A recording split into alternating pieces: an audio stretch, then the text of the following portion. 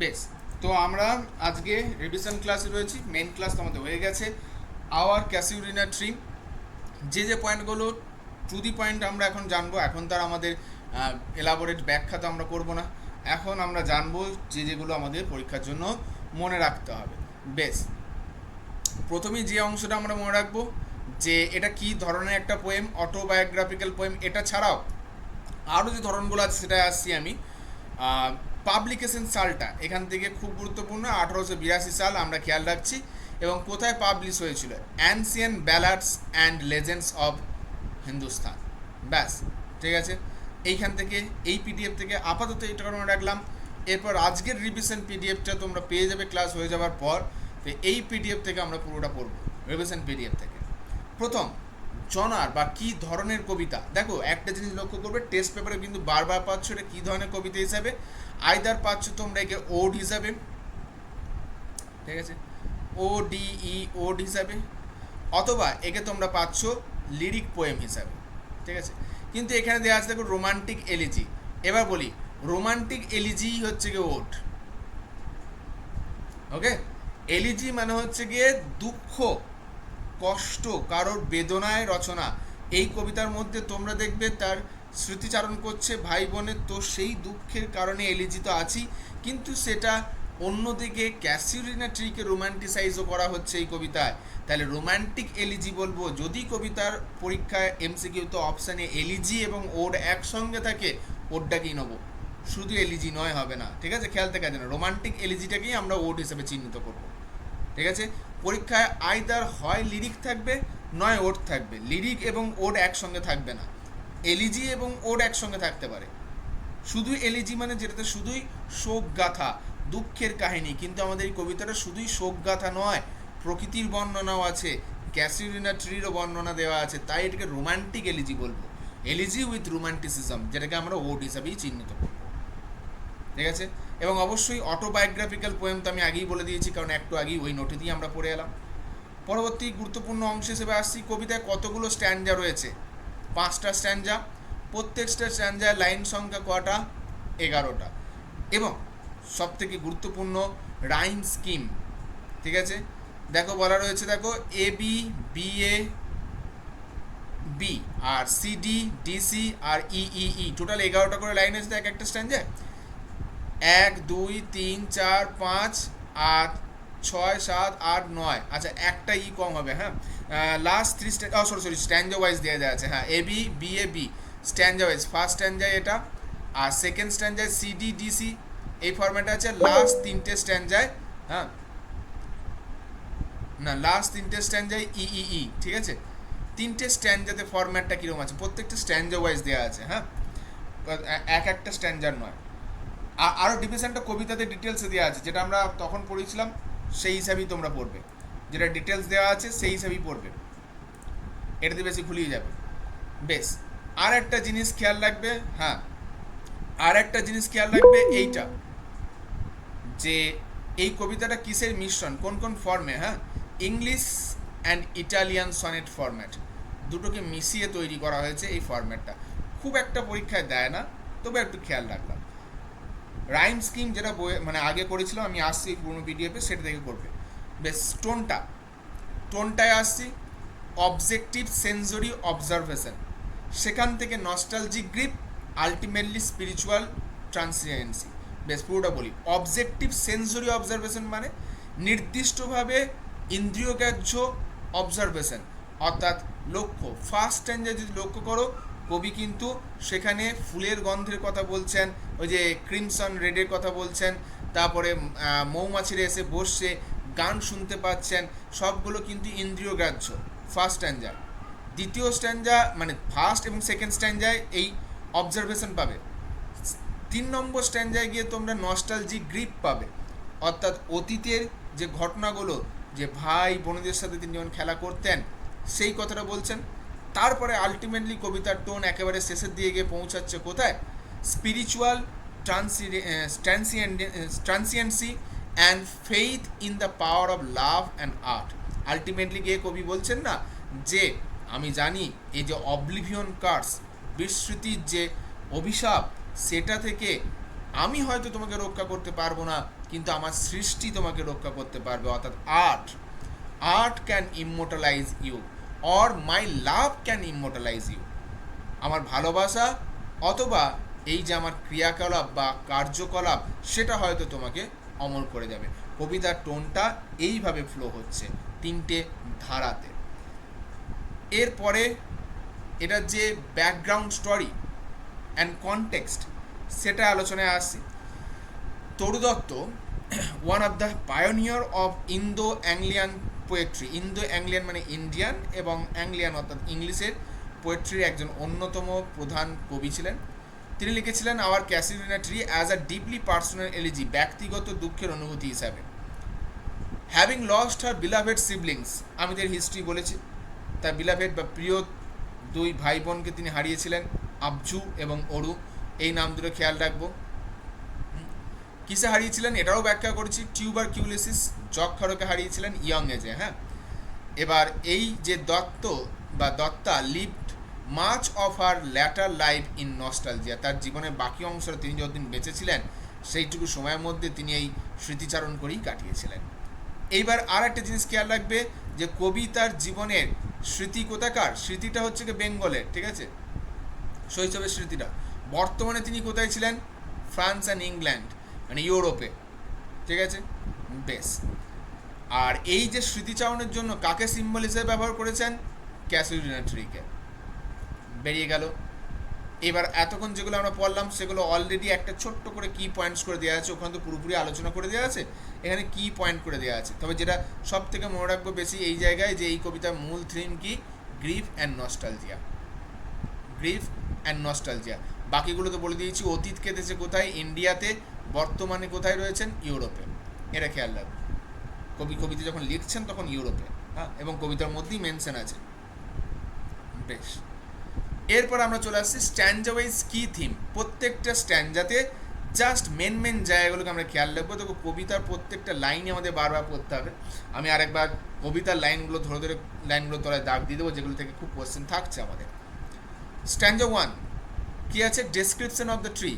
প্রথমে গাছটার বর্ণনা দেওয়া হয়েছে, তাহলে স্ট্যান্ডা 1-এর মূল প্রতিপাদ্য বিষয় কি বা আলোচ্য বিষয় কি? ডেসক্রিপশন অফ দ্য ট্রি, গাছের বর্ণনা।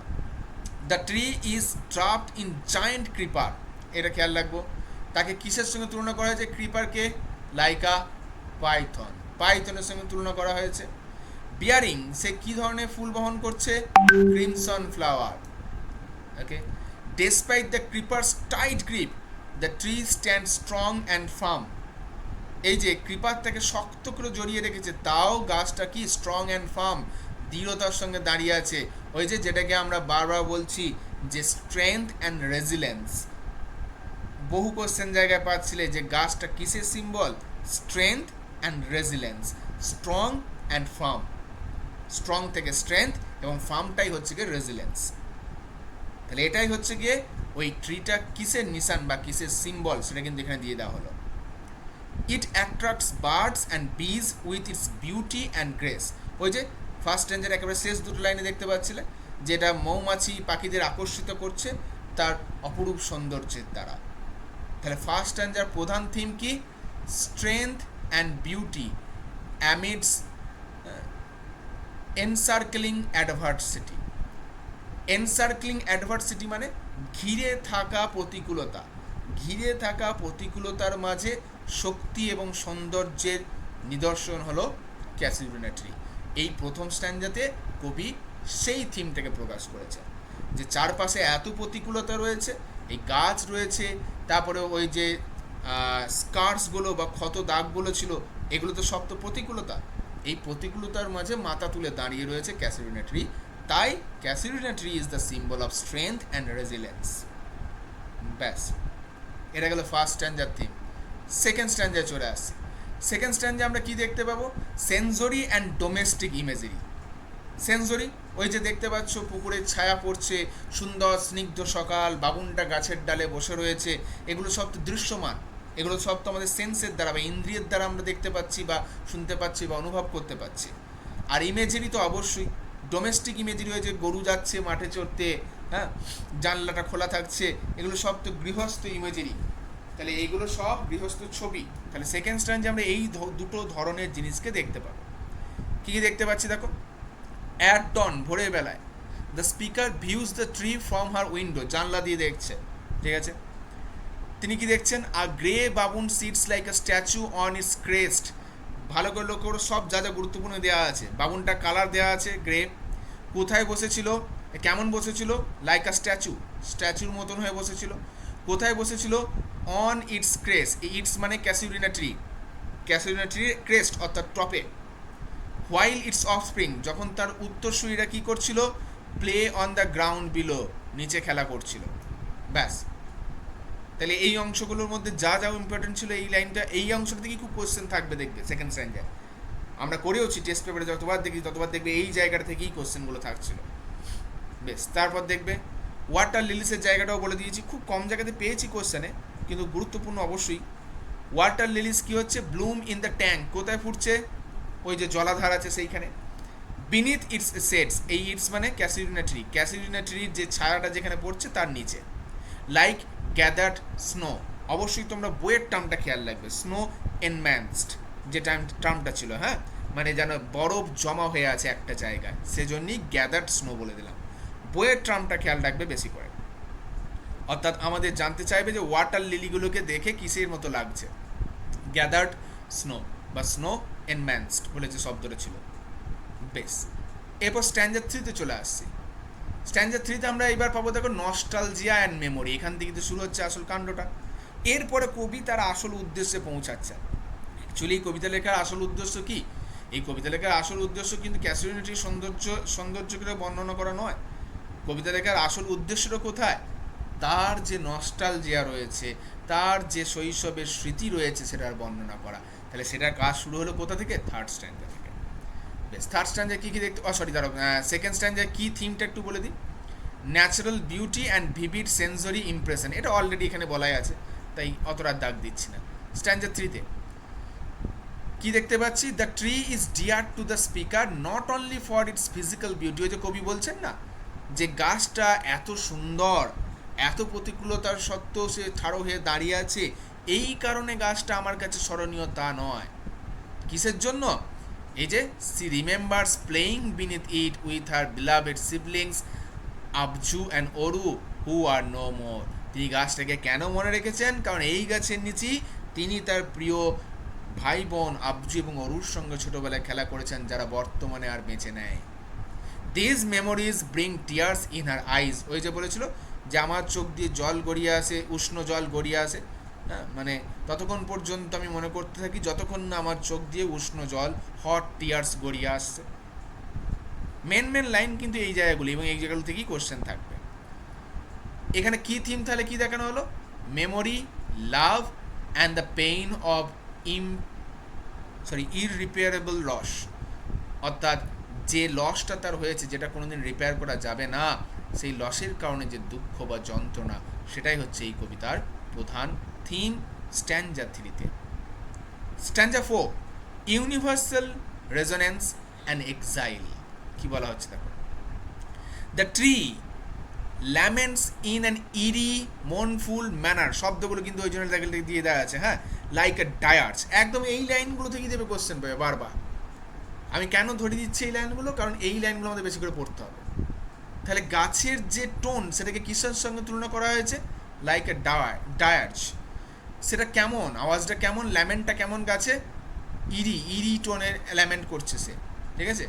ডায়ার্স লাইক মারমার, দেখবে কবিতাতে বলা হচ্ছে, হ্যাঁ। তাহলে মনফুল, সেটা যন্ত্রণাদায়ক। এইবার এই ফোর্থ স্ট্যান্ডার্ডে কবি কি দেখিয়েছেন, ইউনিভার্সালিটি, অর্থাৎ গাছ রয়েছে কলকাতায়, কিন্তু কবি এখান থেকে ফ্রান্সে বসেও অনুভব করতে পারছেন সেই গাছের যন্ত্রণাটা, অর্থাৎ তাদের মাঝে জিওগ্রাফিক্যাল ডিস্টেন্স এসেছে, কিন্তু গাছের সঙ্গে কবির মনে যে একাত্মতা ঘটেছে সেটা জিওগ্রাফিক্যাল ডিস্টেন্স মানে না। গাছের সঙ্গে সেই যন্ত্রণা আজ ইউনিভার্সাল, অর্থাৎ দুনিয়া ভৌগোলিক কোনো বাধা এই যন্ত্রণা মানে না। এরপর কি বলা হয়েছে, its melancholy voice reaches the speaker even when she is far away in Europe in distant lands, এই কথাটাই বললাম। এই যে গাছের দুঃখ যন্ত্রণাটা, ডায়ার্স লাইক মারমারটা কবি অনুভব করতে পারছেন তখন, যখন তিনি কলকাতা থেকে বহু দূরে ইউরোপে বসে রয়েছেন তখনও। The tree becomes a symbol of a lost homeland and enduring emotional bond. তাহলে ফোর্থ স্ট্যান্ডাতে গাছটা কিসের সিম্বল? লস্ট হোমল্যান্ড, হারিয়ে যাওয়া মাতৃভূমি, আর কি? এন্ডিউরিং ইমোশনাল বন্ড, ওই যে মানবিক যে সংযোগ তার ভাই বোনের সাথে, সেটার একটা চিহ্ন হিসেবে থেকে গেছে ফোর্থ স্ট্যান্ডাতে। ফোর্থ স্ট্যান্ডাতে গাছটাকে স্মৃতিচিহ্ন হিসেবে তুলে ধরা হয়েছে। তাহলে এখানকার কি থিম কি? লঙ্গিং, স্মৃতিচারণ, এক্সাইল অর্থাৎ মাতৃভূমি ছেড়ে চলে যাওয়া, যেটাকে বোঝানো হচ্ছে, আর and the universal language of nature, প্রকৃতির এক ভাষা যাকে বলা হয়। অর্থাৎ যে দেখো, দুঃখের বা কষ্টের ভাষা কিন্তু সব এক, আনন্দের ভাষাও এক, কারণ মানুষের অনুভূতির ভাষা সব সময় একই হয়। আমরা যে ভাষায় কথা বলি সেটা আলাদা আলাদা হয়, কথ্য ভাষা আলাদা হয়, কিন্তু অনুভূতি সবার একই হয়। নিশ্চয়ই আমাদের দেশে দুঃখ পেলে মানুষ কাঁদে আর ইউরোপে দুঃখ পেলে মানুষ হাসে, তেমনটা তো নয়। সব জায়গাতেই দুঃখ পেলে মানুষ কাঁদে, সব জায়গাতেই আনন্দ পেলে সবাই হাসে, এটাই তো নিয়ম। তাহলে অনুভূতির ভাষা কিন্তু একই হয়, সেটা বাংলায় নাকি ইউরোপে কিছু যায় আসে না। তাহলে এখানে অনুভূতির যে ইউনিভার্সালিটি, সেটাকে দেখানো হলো এই ফোর্থ স্ট্যান্ডার্ড। কবি যখন বাংলাতে থাকতেন তখন যেমন অনুভব করতেন ভাই বোনের প্রতি টান, আজ ইউরোপে থেকেও ঠিক তেমন টানটাই অনুভব করছেন, সেটাই দেখানো হলো। স্ট্যান্ডা 5 বা লাস্ট স্ট্যান্ডার মেন থিম কি? Inspired by Wordsworth's poem on the yew trees of Borrowdale. আমরা পেয়েছিলাম দ্য ট্রিজ অফ বরোডেল। এই গাছগুলোকে কি গাছ বলা হয়েছিল? ইমমর্টাল ট্রি, অমর গাছ। সেই জন্য দেখো বরোডেলের গাছের কথা আমরা উল্লেখ করলাম, এবং আমি পড়ানোর সময় বলে দিয়েছিলাম যে এই বরোডেলের গাছের কথা আমরা পাই কোথায়? ওয়ার্ডসওয়ার্থের কবিতাতে। কবিতাটার নামটা কি? The yew trees of Borrowdale. ঠিক আছে, বেশ। এরপর কি বলছে? Dutt resolves to consecrate her casuarina tree in verse. অর্থাৎ দত্ত মনস্থির করলেন যে তিনি তার এই গাছকে একটি কবিতা উৎসর্গ করবেন। ওই যে বলছেন না যে আই উড কনসিক্রেট, আমি কনসিক্রেট করব, তোমার জন্য লিখবো, আর লিরিক ওইখানেই বলে দেওয়া হচ্ছে একটা কবিতা। এবার কি বলা হচ্ছে দেখো, বলা হচ্ছে থ্রু হার পোয়েট্রি, তার কবিতার দ্বারা, সি হোপস, তিনি আশা করেন, হার লাভ ফর দ্য ট্রি, গাছের প্রতি তার যে ভালোবাসা, will defend it from oblivion স্কার্স, গাছের প্রতি তার যে ভালোবাসা সেটা গাছটাকে বিস্মৃতির ইতিহাস থেকে বা বিস্মৃতির অভিশাপ থেকে রক্ষা করবে। অবলিভিয়ন স্কার্স টার্মটা খুব ইম্পর্টেন্ট, বিস্মৃতির অভিশাপ। তাহলে কবি শেষমেশ কি আশা করেছেন? কিসের দ্বারা তিনি এই গাছটাকে অমর করে যাবেন? কিসের দ্বারা এই গাছটাকে সকলের স্মৃতিতে রেখে যাবেন? ওই তার ভালোবাসার দ্বারা এবং তার সৃষ্টির দ্বারা। এই দুটো জিনিসই মাথায় রাখবে, হার লাভ অ্যান্ড হার ক্রিয়েশন, দুটো জিনিস, তার ভালোবাসা এবং তার সৃষ্টি। এবং এই লাইনটা থেকে এরকমই কোশ্চেনটা দেবে যে কবি কিসের দ্বারা গাছটিকে অবলিভিয়ন্স যে কার্স সেখান থেকে রক্ষা করব বলেছেন? হার লাভ অ্যান্ড হার পোয়েট্রি, এখানে ক্রিয়েশন হিসেবেও দিতে পারে, অথবা তার এই ভার্স বা পোয়েট্রি হিসেবেও দিতে পারে। তার এই কবিতাটাই তো তার ক্রিয়েশন, তার সৃষ্টি। ওভারঅল 5টা স্ট্যান্ডা যদি আমরা সামারাইজ করি, এইটুকুতেই কাজ শেষ হয়ে যায়। এই অংশগুলোকে যদি খুব ভালো করে একবার রিভাইজ করো, মোটামুটি দেখবে এর মধ্যে থেকে দেখবে কোশ্চেন্সগুলো বেশি থাকছে। দেখো এমসিকিউ মানে তো যেখান থেকে খুশি হতে পারে, কিন্তু যেগুলো বেশি থাকছে সব থেকে বেশি এতক্ষণ পর্যন্ত যা আমরা পেজ করে এলাম, তার উপর ভিত্তি করে এটা তৈরি করা, সেই হিসাব দিয়ে তৈরি করা, পরীক্ষার আগে একবার রিভিশন হিসাবে ঝটপট এটা দেখে নেওয়ার জন্য। এখনও শেষ হয়নি, এখনও কিন্তু আমি কিছু লাইনও রেখেছি। এইবার আসছি কিছু লাইন, যে লাইনগুলোকে আমরা খুব বেশি ইউজ দেখতে পাবো। তো সেখানে যেটা লাইন, তার এক্সপ্লেনেশন এবং ফিগার অফ স্পিচ কী কী পাচ্ছি সেগুলো দেখব। প্রথম লাইনটা খুব বেশি করে পাবে ফিগার অফ স্পিচের ক্ষেত্রে, লাইক আ হিউজ পাইথন। তারপর যে একদম চলছে একদম ওই লাইনটা, এখানে কি বর্ণনা করা হয়েছে? কবিতাটা শুরু হচ্ছে এই লাইনটা দিয়ে, describing massive creeper vine tightly, vine মানে হচ্ছে গিয়ে ক্রমাগত পাক খাওয়া, tightly clinging to its casuarina tree trunk like a giant serpent, একদম একটা বিশাল সাপের মতো, এবং সার্পেন্টটা কি? পাইথন। কবিতার শুরুতেই দেখতে পাচ্ছি একটা লতা ক্যাসিউরিনেটরি গাছটাকে সাপের মতো জড়িয়ে ওপর দিকে উঠছে, যাকে কবি পাইথনের সঙ্গে তুলনা করেছে। ফিগার অফ স্পিচ কি, যেটা মেন ফিগার অফ স্পিচ কি, সিমিলি। এটাই কিন্তু আমাদের পরীক্ষায় দেবে। এই যে লাইক আ হিউজ পাইথন, এখানে কোন ফিগার অফ স্পিচের ইউজ হয়েছে, সিমিলি।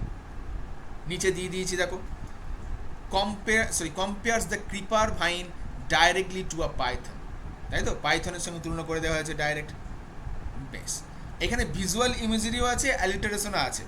কি কি দেখো, এই যে উইন্ডিং রাউন্ড অ্যান্ড রাউন্ড, এটা কিন্তু আরেকটা জিনিস হয়, রিপিটেশন। হ্যাঁ, এই জায়গায় লেখা নাই, এই যে রাউন্ড অ্যান্ড রাউন্ড, এটা অ্যালিটারেশন। অ্যালিটারেশন কেন, কনসোনেন্ট সাউন্ডের রিপিটেশনকে বলা হয় অ্যালিটারেশন। ওই যে দেখো রা, রা শব্দটা রিপিট হচ্ছে, দেখো রাউন্ড অ্যান্ড রাউন্ড, রা রা দুবার এলো দেখো। তাহলে এই যে কনসোনেন্ট সাউন্ডটা, হ্যাঁ, অর্থাৎ ব্যঞ্জন ধ্বনির যে পুনরাবৃত্তি, বাংলায় যাকে আমরা বলবো, তাকে বলি অ্যালিটারেশন। ঠিক আছে, তাহলে অ্যালিটারেশনও ঘটেছে এইখানে, এবং ওটা রিপিটেশনও বটে। আবার এটা একটা ভিজুয়াল ইমেজারিও পাচ্ছি এর মধ্যে। ইমেজারি মানে আমি যখন বলছি যে একটা লতা গাছটাকে এইভাবে জড়িয়ে জড়িয়ে জড়িয়ে জড়িয়ে রয়েছে, আমি কি মনের মধ্যে কল্পনা করতে পারছি না, ছবি তৈরি করতে পারছি না? অবশ্যই পারছি, যে হ্যাঁ এরকম একটা গাছ রয়েছে, এই যে ওপরে একটা ছবি রয়েছে, দেখবে প্রথম নোটই আমরা পেয়েছিলাম, যেটা প্রথমেই দেওয়া ছিল, এই যেটা ক্যাসিউরিনা ট্রি রয়েছে, এখানে একটা লতা তাকে এইভাবে জড়িয়ে জড়িয়ে জড়িয়ে জড়িয়ে এইভাবে উপর দিয়ে গেছে, মানে এই গোটা গাছটা একটা লতা এইভাবে জড়িয়ে আছে। এটা কল্পনা করতে পারছি, আমি যখনই বলছি এইভাবে জড়িয়ে জড়িয়ে রয়েছে, আমি কিন্তু ভাবতে পারছি, ছবি ক্রিয়েট করতে পারছি। তাহলে যে ধারণাগুলোর দ্বারা আমরা কোনো ইমেজ তৈরি করতে পারি, সেগুলোই কি আমরা ইমেজারি বলি। তাহলে যেহেতু এখান থেকে ইমেজ তৈরি করতে পারছি, তাহলে অবশ্যই এটা একটা ইমেজারির উদাহরণ। বেশ, তাহলে একটা লাইনে কিন্তু একাধিক ফিগার অফ স্পিচ থাকতে পারে। এর পরবর্তী লাইনটায় আসছি, যেটা খুব বেশি দেখতে পাচ্ছি, a creeper climbs in whose embrace বা embraces bound no other tree could live but gallantly the giant wears the scarf. এই লাইনটা দিয়ে কোশ্চেনটা থাকবে, the giant wears the scarf. ঠিক আছে, এবং এই এক্সপ্লানেশন তো আমরা জানি, যে যেখানে এত প্রতিরোধের মধ্যে অন্য সকল গাছেরা বাঁচতে পারে না, সেখানে এই জায়েন্ট বা দৈত্যাকার গাছটি এই লতা পাতাটাকে যেন একটা ওড়নার মতো পরিধান করে, হ্যাঁ, একেবারে সুন্দরভাবে বেঁচে আছে। গ্যালান্টলি। ফিগার অফ স্পিচ কি, পার্সনিফিকেশন, সব থেকে গুরুত্বপূর্ণ যেটা। হ্যাঁ, অবশ্যই দুটো ফিগার অফ স্পিচই গুরুত্বপূর্ণ। এমব্রেসেস বাউন্ড গ্যালান্টলি দ্য জায়েন্ট, এই যে দেখো জায়েন্ট, জায়েন্ট বলতে কাকে বোঝানো হয়েছিল, ক্যাসিউরিনা ট্রিকে। জায়েন্ট তো দৈত্য, যাকে হিউম্যান ফিগারের সঙ্গে কল্পনা করা যেতে পারে। তাহলে জায়েন্ট বলে ক্যাসিউরিনা ট্রিকে যখন ইন্ডিকেট করে দেওয়া হচ্ছে, তাহলে এটা তার পার্সনিফাই ঘটে যাচ্ছে। এগুলো সব মানুষের বৈশিষ্ট্য, তাই এটা অবশ্যই একটা পার্সনিফিকেশন। কিন্তু পরীক্ষায় যেটা অপশনে বেশি থাকবে, সেটা হচ্ছে মেটাফোরটা। এই লাইনটা তুলে মেটাফোরটাই জানতে চাইবে। হ্যাঁ, এইটাই কিন্তু পরীক্ষায় সব থেকে বেশি চান্স দেবার, এবং তোমরা প্র্যাকটিস করতে গিয়ে এই লাইনটাই পেয়েছো, এবং সেখানে মেটাফোর হিসেবে ইউজ করেছো।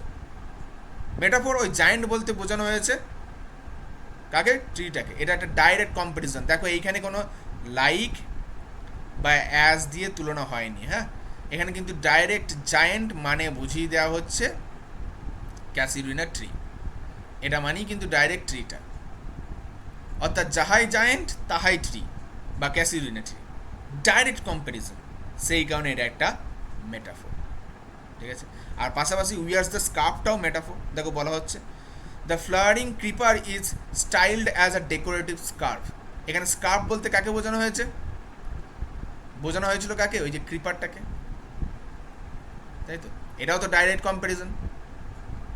তাহলে দু জায়গায় মেটাফোর ইউজ করা হচ্ছে, জায়েন্টটাও একটা মেটাফোর, স্কার্ফটাও একটা মেটাফোর। স্কার্ফ বলে কাকে বোঝানো হচ্ছে, ক্রিপারটাকে।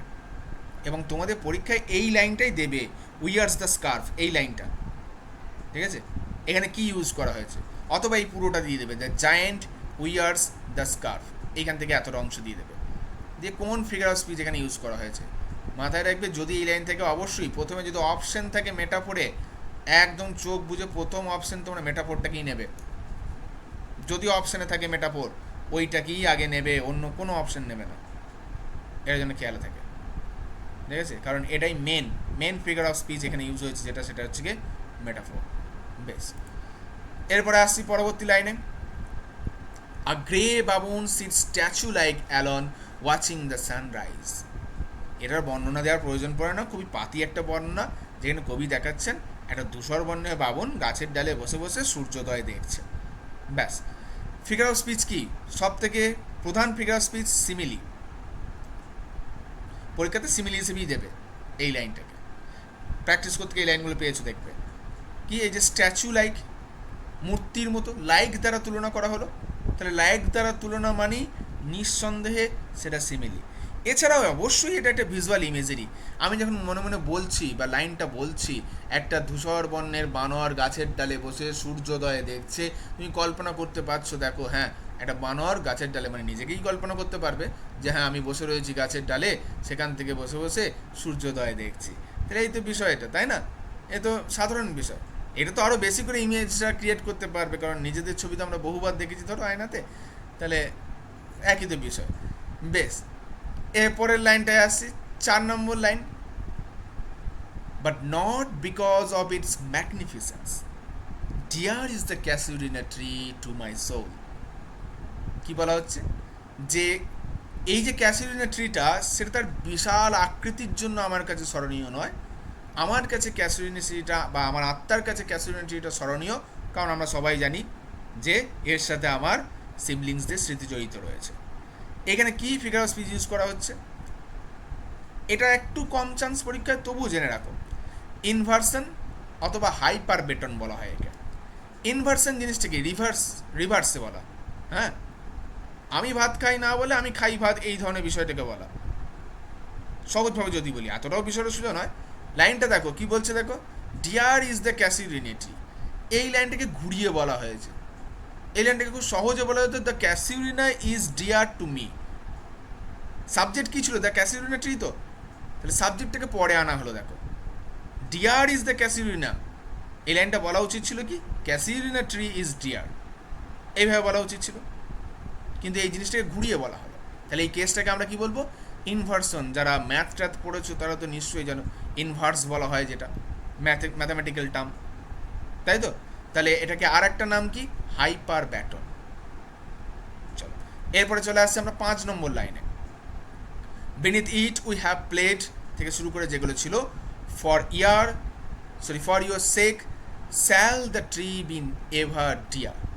এইখানে কি কি ইউজ করা হয়েছে? Figure of speech apostrophe. Apostrophe জিনিসটা কি? অ্যাপোস্ট্রফি জিনিসটা কাউকে ডেকে বলা, সোজা কথা। হ্যাঁ, তবে কাকে ডেকে বলা? সাধারণত যে আমাদের সামনে উপস্থিত নেই, অথবা কোনো গড লাইক ফিগার, ঐশ্বরিক কোনো সত্তা, তাদেরকে উদ্দেশ্য করে যখন আমরা কথা বলি, হে ঈশ্বর। ওই তোমরা ক্লাস 11-এ পড়েছিলে আপন ওয়েস্টমিনস্টার ব্রিজ, ওখানেও দেখবে একটা লাইন ছিল ডিয়ার গড বলে। ওটাও কিন্তু অ্যাপোস্ট্রফি উদাহরণ ছিল, কারণ ঈশ্বরকে উদ্দেশ্য করে বলা হচ্ছে, তিনি কিন্তু আমাদের সামনে উপস্থিত নাই। তেমনি এখানেও ক্যাসিউরিনা ট্রিটা কবির কাছে উপস্থিত নেই, তাকে উদ্দেশ্য করে কবি কি বলছেন? ও সুইট কম্প্যানিয়ন, ও হে আমার মিষ্টি সঙ্গী। অ্যাপোস্ট্রফি, কাউকে উদ্দেশ্য করে বলা হলো যে আমার সামনে নেই। ঠিক আছে। আর একটা কি দেওয়া আছে? অ্যালিটারেশন। আচ্ছা, টিউটোলজিটা তোমাদের দরকার নেই, ছেড়ে দাও। এখানে অ্যালিটারেশনটা বোঝো। অ্যালিটারেশন, এই যে লাভড উইথ লাভ ইনটেন্স, এই যে দেখো লা লা, গান করা শুরু করে দিও না। লাভড উইথ লাভ ইনটেন্স, লা লা করে রিপিট হয়েছে।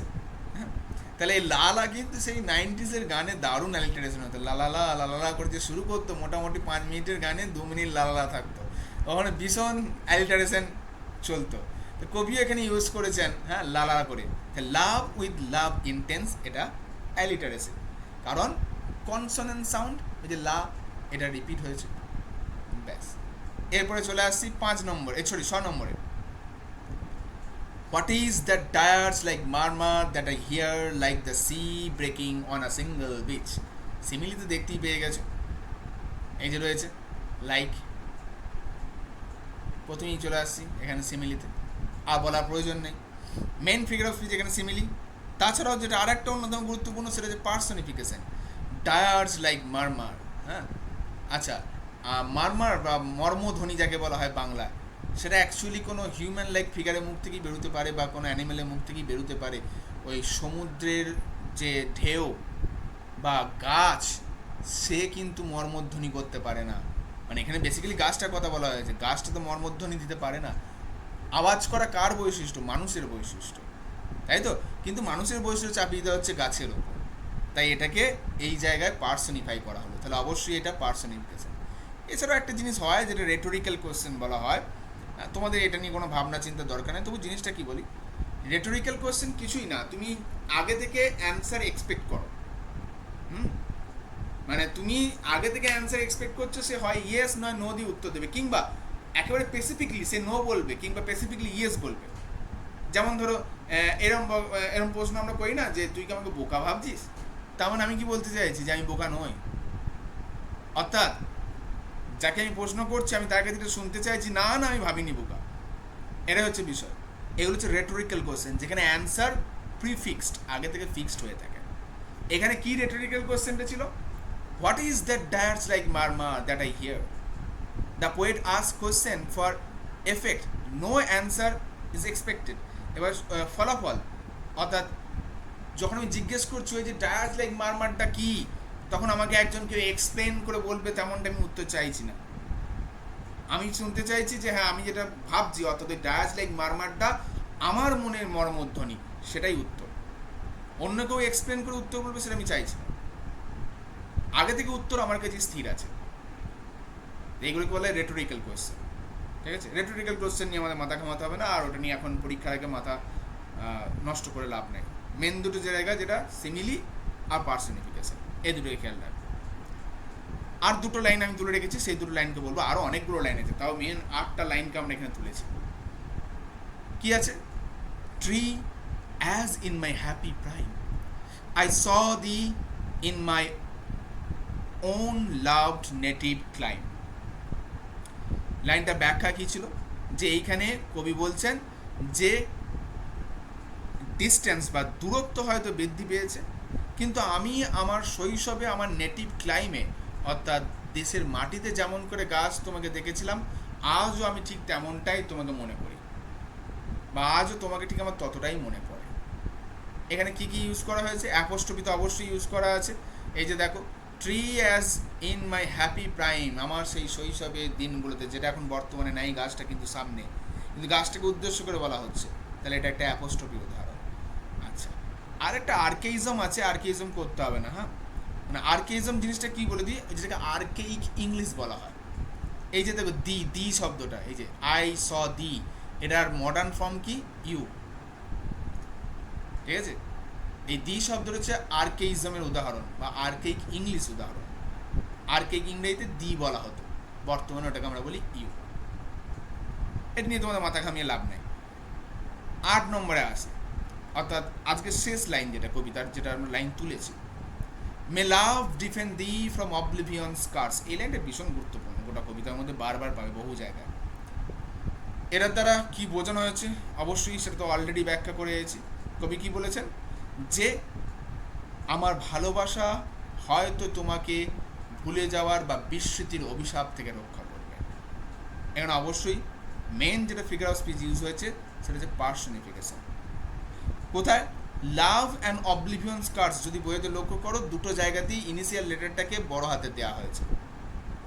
লাভের এলটা বড় হাতে দেওয়া হয়েছে, দেখবে বাক্যের মাঝে হওয়া সত্ত্বেও এল বড় হাতে, আর অবলিভিয়ন্স বাক্যের মাঝে হওয়া সত্ত্বেও ও বড় হাতে।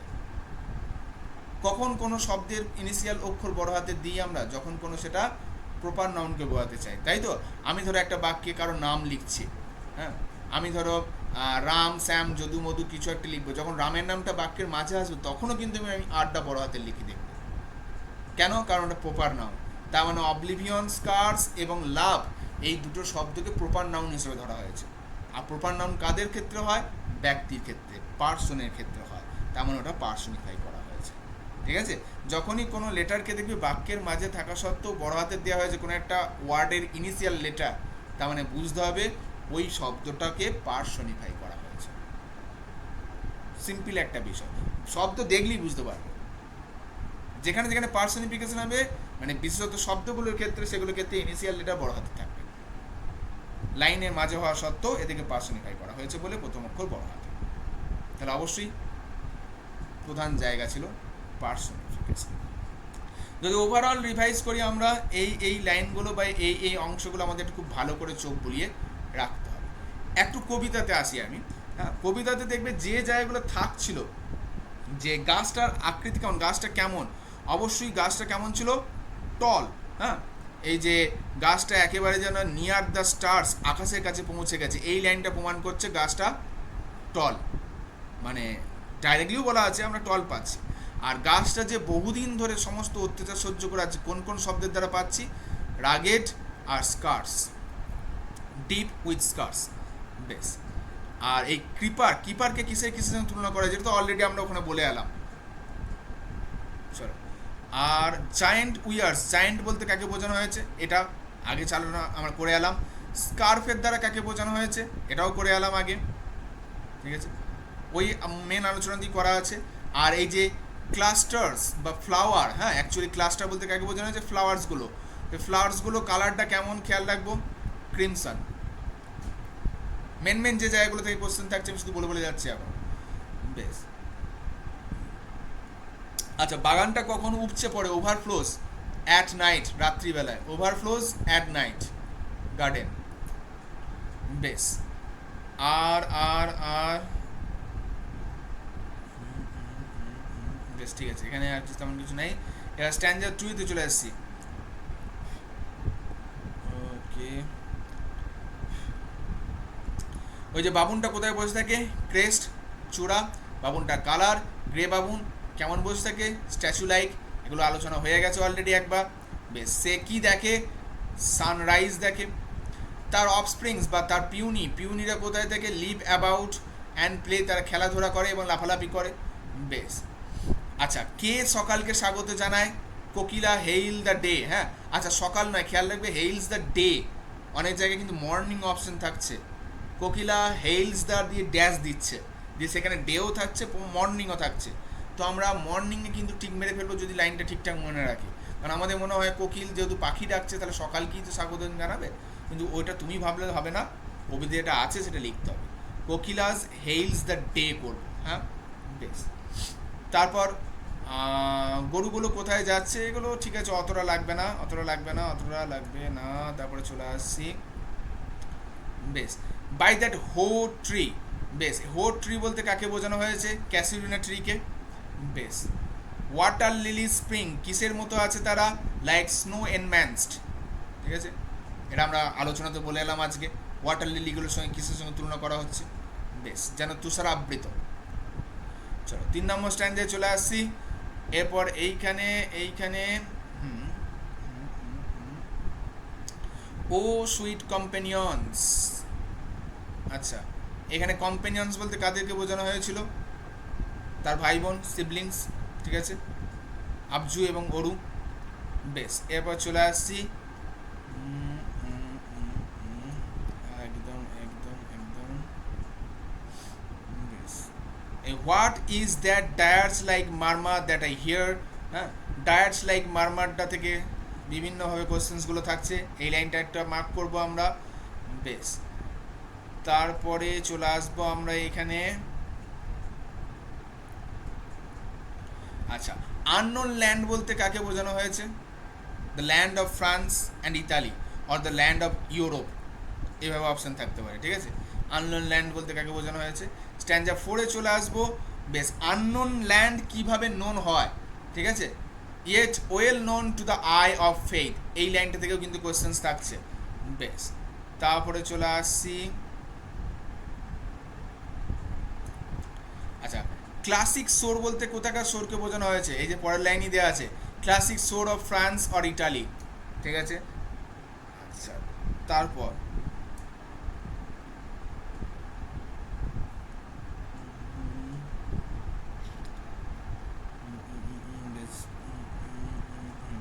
এই যে my own loved native clime, হ্যাঁ, নেটিভ কান্ট্রি বলতে কাকে বোঝানো হয়েছে, এটা কিন্তু ইন্ডিয়াকে বোঝানো হয়েছে, হ্যাঁ, খেয়াল রাখবো, ভারতবর্ষকে, তার নেটিভ ক্লাইম, এবং মোর স্পেসিফিকলি ওয়েস্ট বেঙ্গল, এবং তার থেকেও যদি স্পেসিফিক কিছু বলতে চাও তাহলে ক্যালকাটা, কলকাতা, বেশ। আচ্ছা, এই যে দেয়ারফোর আই ফেইন উড কনসিক্রেট আ লে, কবি কী রচনা করবেন, এ লে মানে আমি কি বলেছি, লিরিক পোয়েম, হ্যাঁ, একটা গীতি কবিতা তিনি রচনা করবেন, বেশ। এবং এটা কার জন্য করছেন, ক্যাসিউরিনা ট্রির জন্য, ঠিক আছে, আনটু দাই অনার, কার অনারে, ক্যাসিউরিনা ট্রির অনারে, বেশ, এবার এইখানে কতগুলো ছোট ছোট টার্ম আছে যেগুলো একটু খেয়াল রাখতে হবে। With deathless trees, deathless trees কোনগুলোকে বলা হয়েছে? দ্য ট্রিজ অফ বরোডেল, ঠিক আছে, বা এগুলো কি আমরা ইউ ট্রি বলছি, দ্য ট্রিজ অফ বরোডেলগুলো সব ইউ ট্রি ছিল।